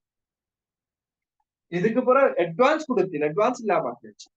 ஏன்னா இப்ப ஜனவரிக்குள்ள அவரை பயன்படுத்தி டிசம்பர் 31 அவர் கேட்டார் எங்கள்கிட்ட, இதுதான் வார மாச சம்பளத்திலே ஒரு 34,000 தாங்க, எனக்கு சில பங்கன் ஒன்று இருக்குது தேவைன்னு சொல்லி கேட்டிருப்போம். நாங்க கொடுத்துட்டு நாங்க எங்களோட சொத்தாக போட்டு வச்சோம் முற்பணம். சில இடத்துக்கு ஊழியர் எங்களோட வேலையிலிருந்து நின்றுட்டாருன்னா அவர் திருப்பி அந்த 34,000 தர உழைப்பை பெற்றுக்கொள்ளும் வரைக்கும் சொத்தாக காட்டி வச்சோம். உழைப்பை பெற்றுக்கொண்டாச்சு. எவ்வளவு மொத்தம் 84,000. அதுல 34,000 ஏற்கனவே கொடுத்ததை சொத்தாக காட்டி வச்சிருந்தோம், மைனஸ் பண்ணி. அப்ப மீதி தொகை இப்ப காசு கொடுக்கப்பட்டிருக்குது. அப்ப 50,000 காசு கொடுக்கப்பட்டிருக்கும். அப்ப காசுல 50,000. ஆகவே மொத்தம் 84,000 சம்பளம், 84,000 உரிமையில குறைவு. 84,000 சம்பளமும் உரிமையில குறைவு ஏற்படும். அப்ப 84,000 உரிமையில குறைவு ஏற்படுத்துறதுனால சம்பளமாக இங்க காட்டும் 84,000.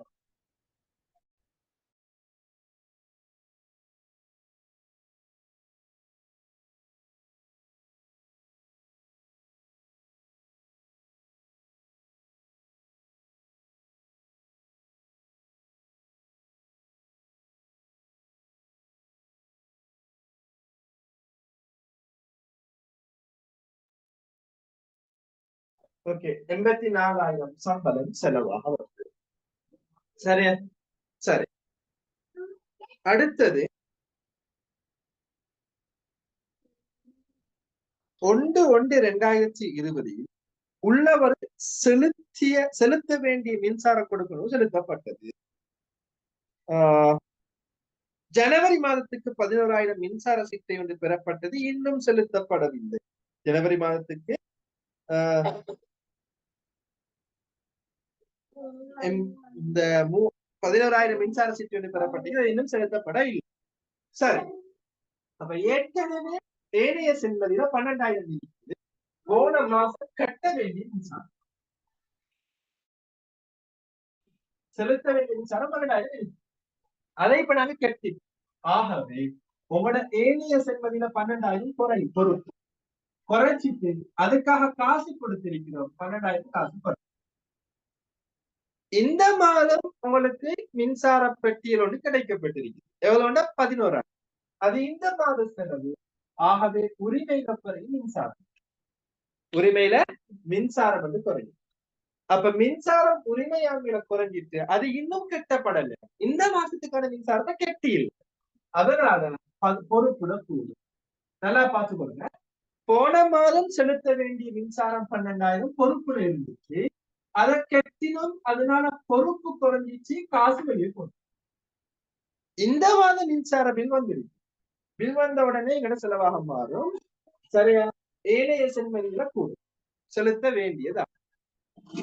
சரியா? ஓகே. ஏனைய செல்வதில அது அதிகரிக்கும். அப்ப உரிமையில குறைவு ஏற்பட்டதுனால செலவாக காட்டணும் மின்சாரம் 11. மின்சாரம் 11,000. சரியா? ஓகே. பாருங்க பாப்பா.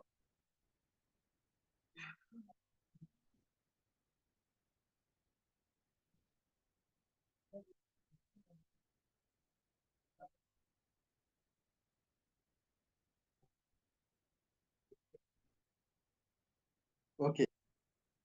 அடுத்தது 13வது கொடுக்கல் வாங்க. 8,000 கிரயமான பராமரிப்பு பொருட்கள் பழுதடைந்திருந்தது. இவை 3,000க்கு விற்கப்பட்டது. 8,000 கிரயமான பொருட்கள் பழுதடைஞ்சு இப்போ அந்த அப்செட் ஆகினதுனால 3,000க்கு வித்துட்டாங்க. சரியா? அப்ப 8,000 கிரயமான இருப்புக்கள் குறைவடை பழுதடைஞ்சிருக்குது. இத குடுத்தீங்க, கொஞ்சம் சேவ் பண்ணி 3,000 ரூபாய் குடுத்தீங்க. அதனால 3,000 வந்து காசு கிடைக்கும். 8,000 பழுதடைஞ்ச 8,000 நட்டம் தான். அதை ஷேப் பண்ணி 3,000 ரூபாய்க்கு வித்ததுனால எங்களுக்கு 5,000 ரூபாய் தான் நட்டம். 5,000 தான் நட்டமே. உரிமையில 5,000 தான் குறையும். இது விற்பனை ஒன்று அல்ல. இது விற்பனை ஒன்று அல்ல. இது செலவு ஒன்று. இருப்பு பழுதடைகள் செலவு. அப்ப அது செலவுகளுக்குள்ளாதான் வரும். சரியா? செலவுகளுக்குள்ளான. இங்க திற வருமானம் இல்ல. நான் கொடுக்க அதனால செலவுகள்ல மட்டும் நான் திற வருமானம் வரைக்கும் வெட்டி. சரியா? ஓகே. அப்ப இருப்பு பழுதடைதல். இருப்பு பழுதடைதல் செலவு வந்து 5,000. இருப்பு பழுதடைதல் செலவு 5,000 கொடுக்கப்பட்டிருக்கிறது. சரி. 14வது கொடுக்கல் வாங்கல். முன்னைய மாத காலத்தில் பதிவளிப்பு செய்யப்பட்டிருந்த வருமதியாளர் ஒருவரின் மீதிக்காக 14,000 பெறப்படும். பதிவளிப்புண்டா எங்களுக்கு திரும்ப கிடைக்க பெறாது, அறவிட முடியா கடன். இல்லது இன்னும் ஒரு பேர் சொல்லலாம், மதிப்பு குறைப்பு நட்டமாக திரும்ப கிடைக்காதுன்னு பதிவு செய்யும். இப்ப அவரு காசு தந்திருக்கிறார். அவரு காசு தந்திருக்கிறார். சிம்பிளாக நாம 2 பதிவுல மேற்கொள்ளலாம். 2 பதிவுல மேற்கொள்ளலாம். எப்படின்னா, இப்ப எங்களுக்கு காசு கிடைச்சதுனால காசை கூட்டுவோம் 14,000. காசை கூட்டுவோம் 14,000. போன மாதம் இத செலவாக காட்டியிருப்போம் நாங்க நட்டமா. இப்ப அந்த நட்டம் இல்லாம போகும். நட்டமாக அல்லது செலவாக காட்டும் பொழுது மைனஸ் பண்ணிடுவோம். இங்க நாங்க பிளஸ் பண்ணுவோம் 14. இங்க நாங்க பிளஸ் பண்ணுவோம் 14. அப்ப இந்த மீனை பெற்ற அறவிட முடியா கடன் ஒரு வருமானம் அல்ல. அது வந்து செலவுல மைனஸ் ஆகும். மீனை பெற்ற கடன் 14,000 செலவுல மைனஸ் பண்ணணும். செலவுல என்ன செய்யணும்? மைனஸ் பண்ணணும். சரியா? செலவாக காட்டுறது இல்லை. போன மாதம் நாங்க செலவாக காட்டியிருப்போம். இந்த மாதம் செலவுல இருந்து அது இல்லாமல் போகும். அப்ப அதை நீங்க என்ன செய்வீங்க? செலவுல இருந்து மைனஸ் பண்ணி விட்டுருவீங்க. செலவுல இருந்து மைனஸ் பண்ணி விடுவீங்க. சரி. 15வது கொடுக்கல் வாங்கலுக்கு வாங்க. வியாபார நிலையத்தின் மாதாந்த வாடகை 20,000.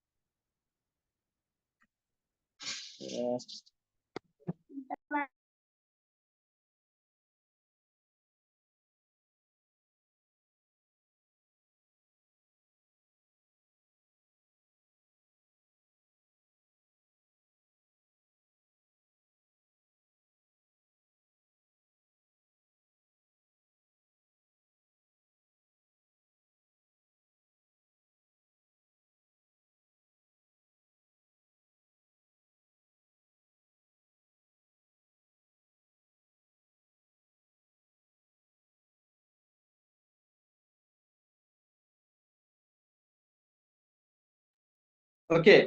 அதுல போட்டு கேட்டிருக்கிறீங்க. மீளப்பெற்ற அளவிட முடியா கடன் வருமானம் அல்ல. நீங்க செகண்ட் இயர்ல கம்பெனி அக்கௌண்டிங் செய்யக்குள்ள வருமானமாக காட்ட மாட்டீங்க, பிற வருமானமாக எங்கேயோ காட்ட மாட்டீங்க, செலவுல மைனஸ் பண்ணி தான் காட்டுவீங்க. செலவுல மைனஸ் பண்ணு. போன மாதம் காட்டப்பட்ட செலவு இல்லாமல் ஆகுது. வருமானம் வந்து இங்க உங்களுக்கு கிடைக்கும். சரியா? செலவு வந்து இல்லாம போகுது. செலவாக காட்டுதல் இல்லாமலா? அதான் நீங்க ஓகே.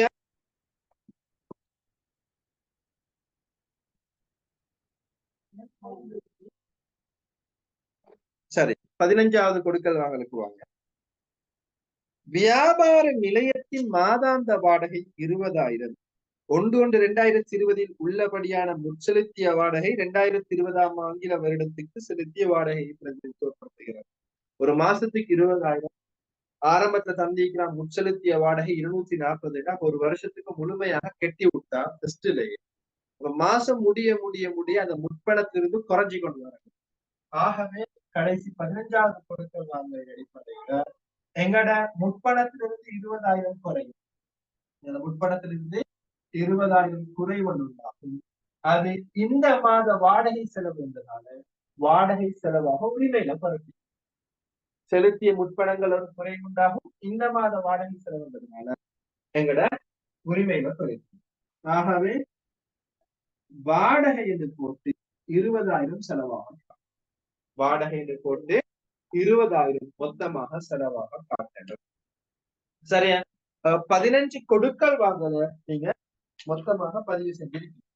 15 கொடுக்கல் வாங்கல் பதிவு செஞ்சிருக்கீங்க. அப்ப நான் திரும்ப உங்களுக்கு சொல்றேன், நீங்க பார்த்து கொள்ளுங்க எந்த அமைப்புல நீங்க பதிவு செஞ்சிருக்கிறீங்கன்னு சொல்லுங்க. எந்த அமைப்புல பதிவு செஞ்சிருக்கிறீங்க.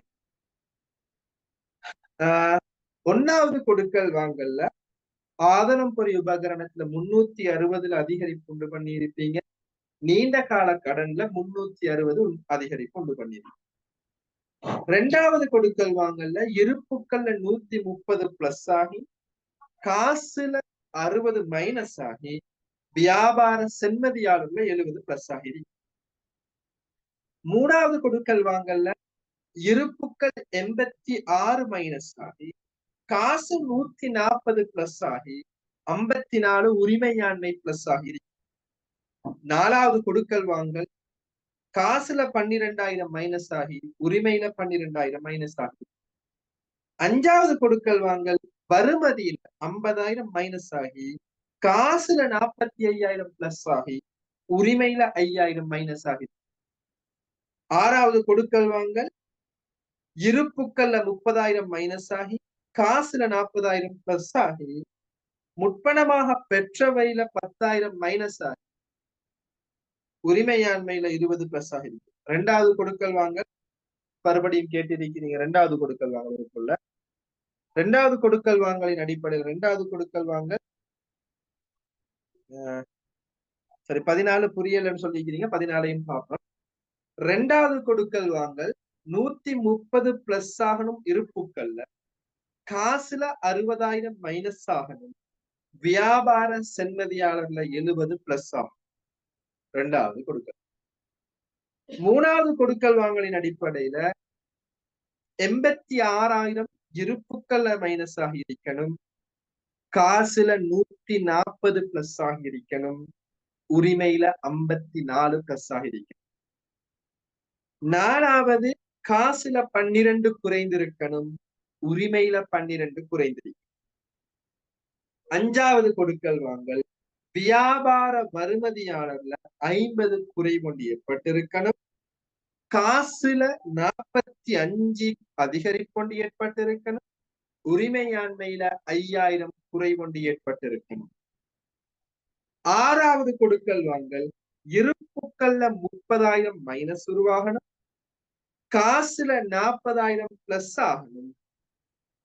பெற்ற முற்பணங்கள்ல 10,000 மைனஸ் ஆகி இருக்கணும். உரிமையாண்மையில 20,000 அதிகரிச்சிருக்கு. 7வது கொடுக்கல் வாங்கல் இருப்புக்கள்ல 6,000 குறைவு. உரிமையாண்மையில 6,000 குறைவு ஏற்பட்டிருக்கு. 8வது கொடுக்கல் வாங்கல் உரிமையாண்மையில 4,000 அதிகரிப்பு உண்டாகி உரிமையாண்மையிலேயே 4000 குறைவுண்டாகும். 9வது கொடுக்கல் வாங்கல் காசுல 67,000 மைனஸ் ஆகி நீண்ட கால கடன்ல 50,000 மைனஸ் ஆகி உங்களோட உரிமையாண்மையில 17,000 மைனஸ் ஆகி இருக்கிறது. 10வது கொடுக்கல் வாங்கல் இருப்புக்கள்ல 154 மைனஸ் ஆகி வியாபார வரிமதியில 294 பிளஸ் ஆகி உரிமையாண்மையில 140 பிளஸ் ஆகி இருக்கு. 9வது கொடுக்கல் வாங்கல் முற்பண கொடுப்பன முற்செலுத்தியவைகள் 34 மைனஸ் ஆகி காசுல 50 மைனஸ் ஆகி உரிமையில 84,000 மைனஸ் ஆகிருக்கு. 84. 12வது கொடுக்கல் வாங்கல் காசுல 12,000 மைனஸ் ஆகிருக்கணும். ஏனைய சென்மதியில 12,000 மைனஸ் ஆகிருக்கணும். மறுபடியும் ஏனைய சென்மதியில 11,000 பிளஸ் ஆகி உரிமையில 11,000 மைனஸ் ஆகி இருக்கு.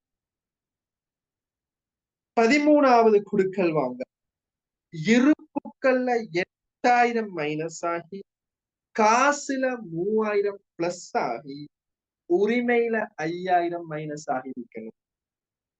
15வது கொடுக்கல் வாங்கல் முற்பன கொடுப்பனவுல 14வது கொடுக்கல் வாங்கல் காசுல 14,000 பிளஸ் ஆகி உரிமையாண்மையில 14,000 அதிகரிப்பு உண்டாக இருக்கணும். 15வது தேவையில 20,000 மைனஸ் ஆகி உரிமையாண்மையில 20,000 மைனஸ் ஆகி. ஆகவே இறுதி மீதி நீங்க கூட்டி எடுத்திருக்கணும். பிளஸ் வந்தா கல்குலேட்டர்ல பிளஸ் பண்றது, மைனஸ் வந்தா மைனஸ் பண்ணி கூட்டி எடுத்திருக்கணும். ஆதனம் பொறி உபகரணத்தினுடைய இறுதி டோட்டல் அப்படியே இறுதியாக எழுதி கீழே போட்டிருக்கணும். 1,260. 1,260. இவர் 6 இருப்புக்கள் 6,000. வியாபார வருமதி 374. நீங்க கூட்டினா முற்பண கொடுப்பனவுகளும் முற்செலுத்தியவைகளும் 220. காசு 141. நீண்ட கால கடன் 710. வியாபார சென்மதியாளர்கள் 160. ஏனைய சென்மதி 10. பெட்ரோல் பணம் 0. உரிமையாண்மை 1,152. சாரி 1,120. 1,120. 1,120. சரியா? ஓகே. இப்ப இதுல ஒருத்தர் 14வது கொடுக்கல் வாங்க திரும்ப சொல்ல சொல்லி கேட்டிருந்தாலும் 14வது கொடுக்கல். அப்ப நான் திரும்ப 14வது கொடுக்கல் வாங்க சொல்றேன் பாருங்க. 14வது கொடுக்கல் வாங்க ஏற்கனவே வருமதியாளர்கள் கிட்ட இருந்து கிடைக்காது என்று பதிவு செஞ்ச தொகை வந்து திரும்ப கிடைச்சிருக்கு. மதிப்பு குறைப்பு நட்டமாக பதிவளிக்கப்பட்ட தொகை திரும்ப கிடைக்க பெற்றுள்ளது. அப்ப பதிவளிக்கும் பொழுது நீங்க செலவாக காட்டியிருப்பீங்க. இப்ப அது திரும்ப கிடைக்குது என்பதனால செலவு இல்லாமலாகி பிளஸ் செலவாகும். காசு கிடைத்திருக்கிறதுனால காசுல அதிகரிக்கும். நீங்க வேற பெருசாக யோசிக்க தேவை. காசு இப்ப கிடைச்சிருக்குது, கொண்டு வந்து போட்டாச்சு. சரியா? வருமதியாளர்கிட்ட இருந்து கிடைக்க வேண்டிய தொகை கிடைக்காதுன்னு போன வருஷம் நாங்க போட்டோமே. அப்ப போடும் பொழுது 14,000 நாங்க செலவாக காட்டி உரிமையில மைனஸ் பண்ணிருக்கோம். இப்ப அந்த செலவு இல்லாமல் ஆகுது. அப்ப என்ன செஞ்சிருக்கணும்? மைனஸ் ஆனது பிளஸ் ஆக மாறும். வருமான கூற்றுல காட்டும் பொழுது அது ஒரு வருமானம் அல்ல, காட்டப்பட்ட செலவு இல்லாமல் ஆகுது. ஆகவே உரிமையில் மைனஸ், சாரி செலவுகள்ல மைனஸ் பண்ணும். செலவுகளை கூட்டி 5, 20, 25, 30 எடுக்கும்போது இந்த 14,000 கழிச்சுதான் இந்த இடத்துல போடும். அதாவது மைனஸ் போட்டு போட்டு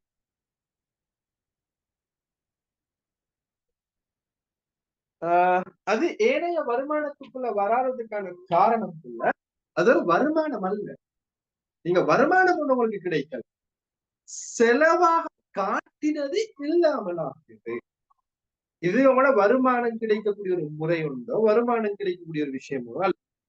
சரியா? வருமானத்தினுடைய வரைவிலக்கணங்களுக்குள்ளால அந்த சொத்துக்களை காசுகள் அதிகரிப்பு ஒன்று உண்டானாலும் இது உங்களுக்கு கிடைக்க வேண்டிய காசு தான் கிடைச்சிருக்கு. சரி, வருமதியாளர்கிட்ட இருந்து கிடைக்க வேண்டும். அது கிடைக்காதுன்னு நீங்க யோசிச்சு செலவாக காட்டின. அப்ப செலவாக காட்டின பிறகு அந்த செலவு இல்லாமலாகுதே ஒளி இது வருமானம் அல்ல. வருமானங்களுக்குள்ளால சேர்க்கு. உங்களோட மொத்த வருமானத்துல பிற வருமானமாக இதை காட்ட இயலாது. சரியா? பிற வருமானமாக காட்ட இயலாது. நேத்து நாங்க சொன்ன மொத்த வருமானத்தின் கூறுகள் உண்டு. அந்த மொத்த வருமானத்தின் கூறுகள் பிற வருமானம் அதுக்குள்ளால இதை கொண்டு வரையும். இது செலவுல மைனஸ் ஆகும். போன ஆண்டு காட்டின செலவு இல்லாமல் ஆகும். அவ்வளவு. அது அல்லாம இது வருமானம் என்ற மூலத்துக்குள்ள உங்களுக்கு கொண்டு வர இயலாது. வருமானம் மீளப்பெற்ற அளவிட முடியாத கடன் வருமானமாக காட்டினா உங்களுக்கு புள்ளி கிடைக்காது. ஸ்கீம்லையும் போயிட்டு பாருங்க. ஸ்கீம்லையும் தெளிவாக தந்திருப்பான். என்னன்னு சொன்னா உங்களோட வருமானம் அல்லது செலவுகள்ல மைனஸ் பண்ணி தான் தந்திருக்கேன். செலவுகள்ல மைனஸ் பண்ணி தந்திருக்கேன். சரி, 12வது கொடுக்கல் வாங்க திரும்ப பதிவு செஞ்சு காட்டுங்க. 12வது கொடுக்கல் வாங்க போன மாதம் செலுத்த வேண்டிய மின்சார கட்டணம் செலுத்தப்பட்டிருக்கிறது. போன மாதம் செலுத்த வேண்டிய மின்சார கட்டணம் செலுத்தப்பட்டிருக்கிறது. ஆகவே செலுத்த வேண்டி இருந்த பொறுப்புல காட்டின பொறுப்பு குறைந்தது. போன மாதத்துக்கு என்ன முடிச்சுது? காசு கொடுத்திருக்கீங்க, காசு குறை. காசு கொடுத்ததுனால காசு குறையும். போன மாத பொறுப்பு குறைஞ்சாச்சு. போன மாசத்துல சாப்டர் க்ளோஸ். இந்த மாதம் என்ன நடக்குதுன்னா உங்களுக்கு திரும்ப மின்சார பட்டியல் வந்து கிடைக்கப்பெறும். அப்ப இந்த மாதம் திரும்ப உங்களுக்கு மின்சார பட்டியல் ஒன்று கிடைக்கப்படுது. ஆகவே இந்த மாத செலவு ஒன்று ஏற்படுறதுனால உரிமையில 11,000 மைனஸ். சரி, உரிமையில 11,000 மைனஸ். அது இன்னும் செலுத்தப்பட இல்லை. இந்த மாத செலவு இன்னும் செலுத்தப்பட இல்லை. அதனால பிளஸ் ஆகும். 11,000 பிளஸ் ஆகும். ஓகே, 12வது கொடுக்கலாங்க. சரியா?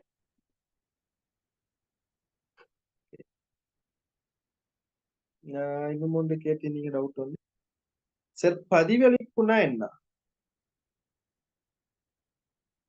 பதிவளிப்புன்னு சொன்னா பதிவளிப்பு செய்யறதுன்னு சொல்லி சொன்னா எங்களுக்கு கடன்படுனர் தர வேண்டிய தொகை இனிமேல் தரமாட்டாங்க என்று சொல்லி அவரை நட்டமாக காட்டுறது. கடன்படுனர் பேரை வெட்டி விட்டுட்டு கடன்படுனருடைய பதிவளிப்புல கடன்படுனர் பேரை வெட்டி விட்டுட்டு அவரை செலவாக காட்டுறோம். இனிமேல் அவர் இறந்துட்டார், இனி கிடைக்காதுன்னு யோசிக்கிறோம் காசு.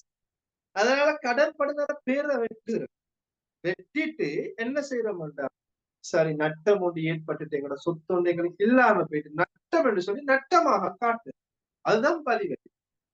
இப்படி நீங்க நட்டமாக காட்டினது அவங்களோட உறவினர்கள் யாரோ இப்படிதான் எங்களோட ஒருத்தர் உங்களுக்கு இவ்வளவு 14,000 காசு தர இருக்கிறாமே சொல்லி திரும்பத்தாரா. அப்ப நீங்க ஏற்கனவே அதை பதிவளிப்பு செஞ்சது. இல்ல வானான்னு நீங்க பொருட்காலம் சொல்ல மாட்டீங்க, தாங்கன்னு வாங்கி எடுத்து முடியுங்க. சந்தோஷம். சரியா? அப்ப அந்த பதிவளிப்பு செஞ்சது இப்ப திரும்ப எங்களுக்கு கிடைக்குது. அதுதான் இங்க நடந்துச்சு. ஓகேயா?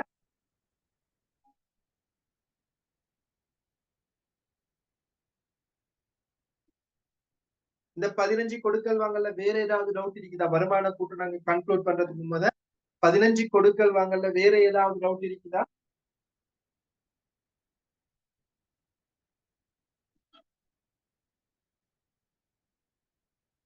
பதினஞ்சு கொடுக்கல் வாங்கல வேற ஏதாவது டவுட்?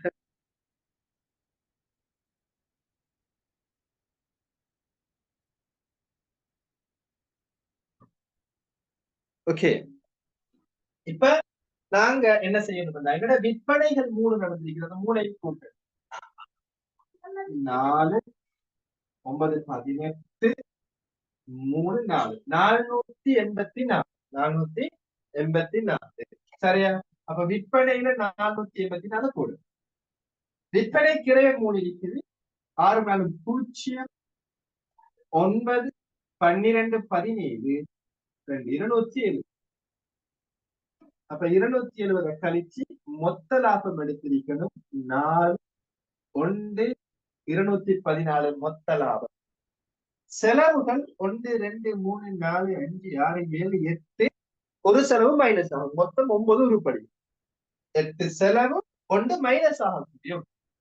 அப்ப கூட்டுவோம் 5, 20, 25, 30, 40, 57, 57, 130, 130, 141, 141, 152, 152, 152, 142, 138 மொத்த செலவு 138.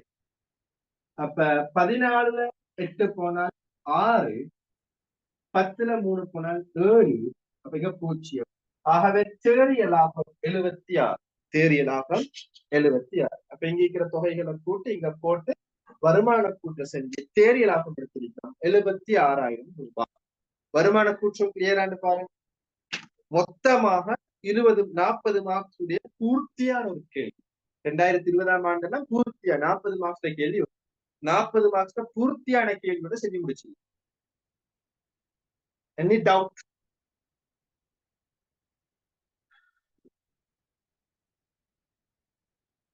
Any doubt?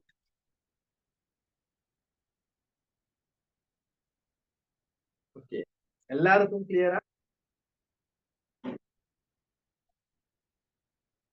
சரி, நோ டவுட் போட்டீங்க.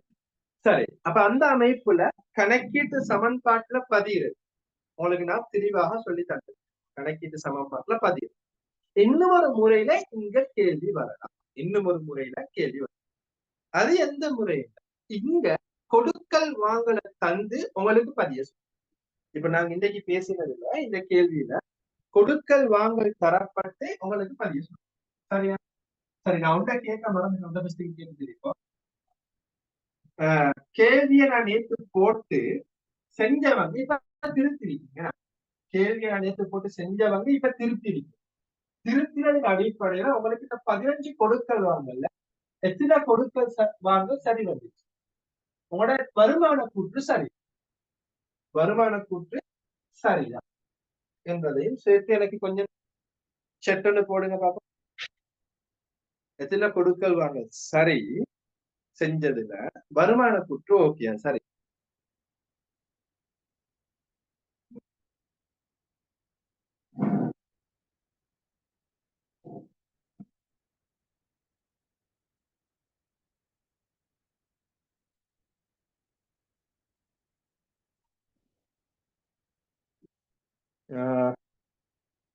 அத்தி கேக்குறீங்க, ஹசீனா ஆயிக்கிறீங்க, ஜினத் ஆயிக்கிறீங்க, ஜூலி ஆயிக்கிறீங்க, கஜானா ஆயிக்கிறீங்க, நபாரிதா ஆயிக்கிறீங்க, ஜெய்னப் ஆயிக்கிறீங்க. போடுங்க பாப்போம். ஃபர்ஹான்றதுலதான் இல்ல, ஃபர்ஹா இல்ல, நூறா இல்ல.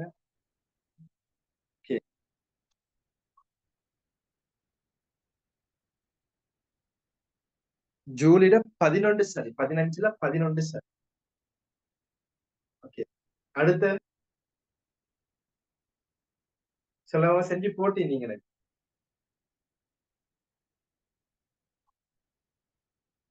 நஃபாரிதா பரவாயில்ல, நஃபாரிதாவும் கஜானாவும் போட்டீங்க. ஓகே, 14வது கேள்வி மட்டும் வருமானத்துல ஏனைய வருமானத்துல போட்டிக்கிறேன். எல்லாம் சரி சார். வருமானம் கூட்டல்ல ஏனைய வருமானத்துல அறவிட முடிய கடன் போட்டிருக்கிறேன். அது மட்டும் தேறிய லாபம் 76 தான் வந்தது. ஓகே, தேறிய லாபம் 76 வரும்.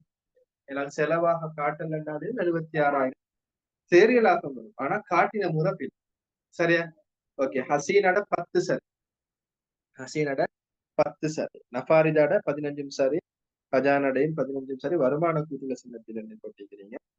சரி, அப்ப அச்சீக்ட வந்து 10 சரி, அச்சீக்ட 10 சரி சொல்லி போட்டிக்கிறீங்க. 15 கொடுக்கலாங்கலாம் 10 சரின்னு போட்டிக்கிறீங்க. சரி, அப்ப அந்த அமைப்புல நீங்க செஞ்சிருப்பீங்க, மற்றவங்களும் கேள்வியை செஞ்சிருப்பீங்க. சரி, இப்ப இன்னும் ஒரு அமைப்புல உங்களுக்கு கேள்வி வரையணும் என்னன்னா, கொடுக்கல் வாங்கல்களை தந்து பதிவு செய்ய சொன்னா, கொடுக்கல் வாங்கல அவன் பதிவு செஞ்சு தருவான். தந்துட்டு உங்கள்கிட்ட கேட்பான், நீங்க என்ன செய்யுங்க, கொடுக்கல் வாங்கல எழுதுங்க, விவரியுங்க சொல்லி உங்களுக்கு சொல்லுவோம். அப்ப அதற்கேற்ப நாங்க சும்மா சொல்லுவோம், ஆதன பொறி உபகரணம் இருக்குது, இருப்பு இருக்குது, கடன் படுவர் இருக்குது, காசு இருக்குது, நீண்ட கால கடன் இருக்குது, குறுங்கால கடன் இருக்குது, உரிமை இருக்குது. இப்ப இதுல இருப்புக்கள் ஒரு அதிகம் கொண்டு பண்ணி 150, காசுல ஒரு 150 குறைஞ்சிருக்கு. இருப்பு நிறுவனத்துக்குள்ள வந்திக்குது, காசு வைத்திருக்கு. இது எப்படியான ஒரு பொருட்கள் வாங்க சொல்லுங்க. இருப்புக்கள் நிறுவனத்துக்குள்ள வந்திருக்கு, காசு போயிட்டு இருக்கு, அப்படின்னு அது என்ன ஆகுது?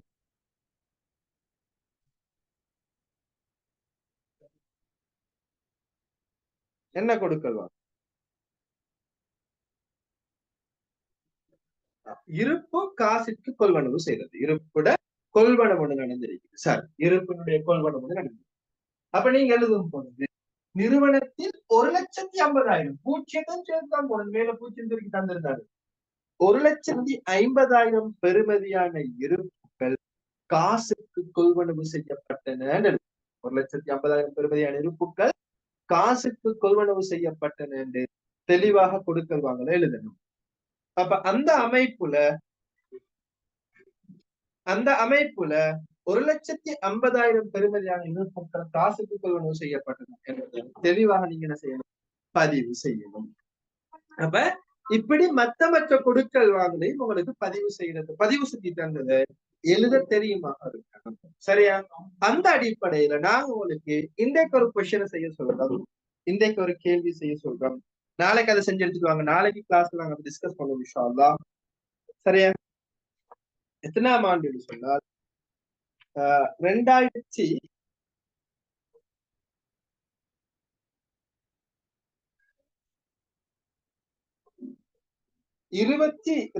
ஆண்டு கேள்வியில 3வது, 2022 ஆண்டு கேள்வியில 3வதுல ஆண், 2022 ஆண்டு கேள்வியில